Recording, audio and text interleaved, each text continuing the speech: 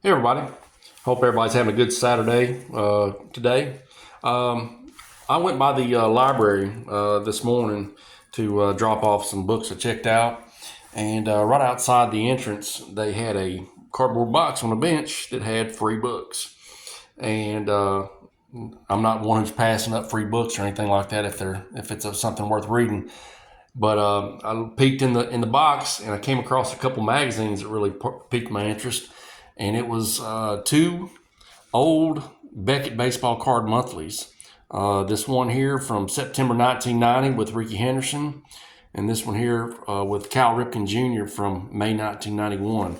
These were kind of right up my wheelhouse when I was collecting, when I was a young collector back many years ago, 35, 36 years ago, respectively now. Funny how time slips away, right? But anyhow, this was our monthly guide to our treasures, our riches that we thought we had back in the late 80s and early 90s and everything like that. It's such a high quality magazine, Beckett was back then. They had the printed artwork on the inside covers as well. This one having on the front inside cover Darryl Strawberry, and then Babe Ruth on the back cover here. It had some really good stories, color pages, and everything like that. It looks like that's Carney Lansford getting down. I think that's Wilson Alvarez, and there's Ben McDonald right there. I have a story in here that's about. These were cool. These collector books. I think I had a couple of these back in the day. Some of y'all may remember having collector books. I think it was this little baseball card / biographies and everything like that about our favorite players, past and present. But they also had a little story here about better lucky than good. I think it talked here about Wade Boggs and his, as it says here, well-chronicled chicken dinners before every contest. So I had some really good written stories in here. Ben McDonald, it says something about a glove, but I also think he had something about eating sardines as well. I guess Glenn Wilson ate Big Macs during a hitting streak and stuff. Looks like Black Cats. Mickey Tettleton. I remember him being a big Fruit Loop eater, and I'm sure that has something to do about eating Fruit Loops. But, good articles and whatnot, good stories before it led up into, also it had the Reader's Right. This is a cool story here about oldies but goodies. Even back in 1990, they were talking about, this is talking about a 1987 Topps Will Clark. This card is about one of about a billion 1987 Topps cards. I mean, they were talking about it being junk wax even back then. So really good little stories from the people who read Beckett magazine back in the day as well. But and then it had the price guide. The price guide in here. Let's look and see who was hot and cold first, though.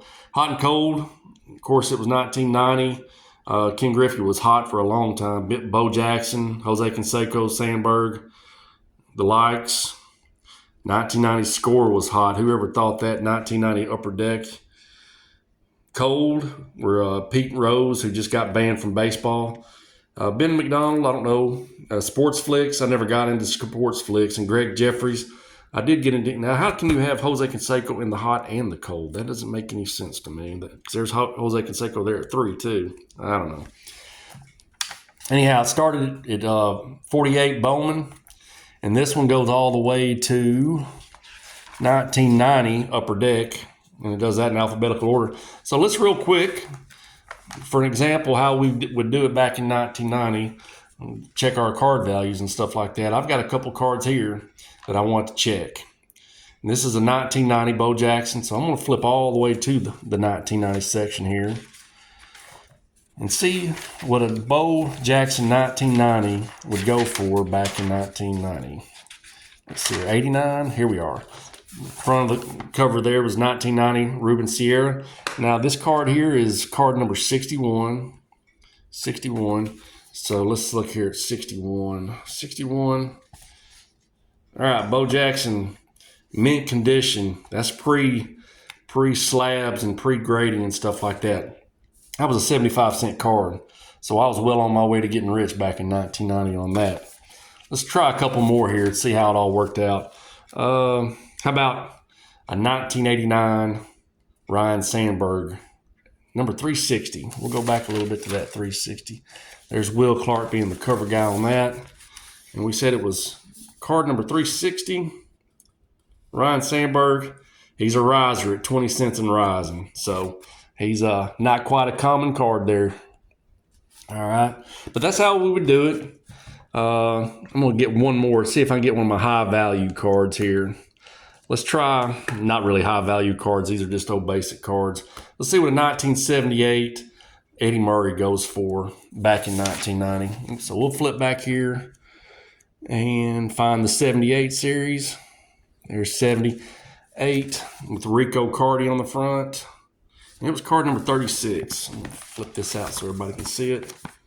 And number 36, Eddie Murray rookie card back in 1990 went for $40 and it was trending upwards and stuff. I think I bought that card right there in that condition for probably $12. So I don't know. $40 will probably get you a graded 8 nowadays or something, I'm sure. But that's how we did it back many years ago. It was the only way to do it back then. Nowadays, you got price comparisons and everything like that. Let's see here, a whole set of 1987 tops. What will that go for there? The whole 1987 top set will go for $42 out of a billion of them. But after you got through with the price guide and everything like that, lots of memories there. It would tell you how to use the price guide, rating your cards, give you kind of a how to grade it, similar to being a 10, a 9, so on and so forth. They had the same scale. They just didn't have the slabs like that. And those came in much later and stuff. Then they had the calendar. And then a couple more stories. Tons of card shops. There was tons of card shops and stuff back then. And now you don't see nearly as many as you do now and stuff. And a big deal in valuing cards back in the 80s and 90s were errors and variations. You know, like a card that had the wrong stats or a Billy Ripken or whatever the case may be. It just had, all kinds of cool stories. The prospects of 1990 looked like they hit the nail right on the head with Frank Thomas right there being the cover boy. And other noticeable names they had, Wilson Alvarez had a pretty good one, Chris Carpenter, Bernard Gilkey, Ray Langford, he was Arkansas Traveler, so was Bernard Gilkey, Tino Martinez, Phil Plantier had a little bit. Jose Offerman had a little bit. Mickey Morandini a little bit. And then Frank Thomas. So they got that one right for sure right there about some of the prospects and stuff. Hall of Famer. Back issues of Beckett. That brought back some memories looking at that one. I remember having those back-to-back, that Oral Hershiser and that Will Clark right there. Mike Greenwell, Mark Grace, Greg Jeffries, Roberto Clemente, Bo, more Will, Kevin Mitchell, Jim Abbott, Nolan. Looks like Kevin Mitchell and Will. I remember that Ricky a lot for some reason. It just stood out. And another one that stood out was that Ken Griffey right there. So, but yeah, those were, I just remember all of those. And that's Robin Yount when he surprisingly won the MVP in 90, I believe. A little story about Mr. Tiger, Al Kaline, and there's that. So that was pretty cool right there. I'm not going to flip through this one too much, but I did come across, there's Bobby Bonilla on the back side of this one. I did come across something I thought was kind of funny. Everybody may have heard by now that Len Dykstra just got popped for, I guess, paraphernalia and stuff like that. So what do you want from me? Always in trouble, nails and stuff like that. But, yeah, this is a lot of fun. I'm going to actually flip through these and look at them a little bit more in depth.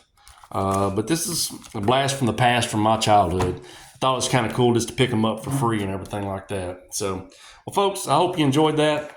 Appreciate y'all watching, and y'all take care. Bye.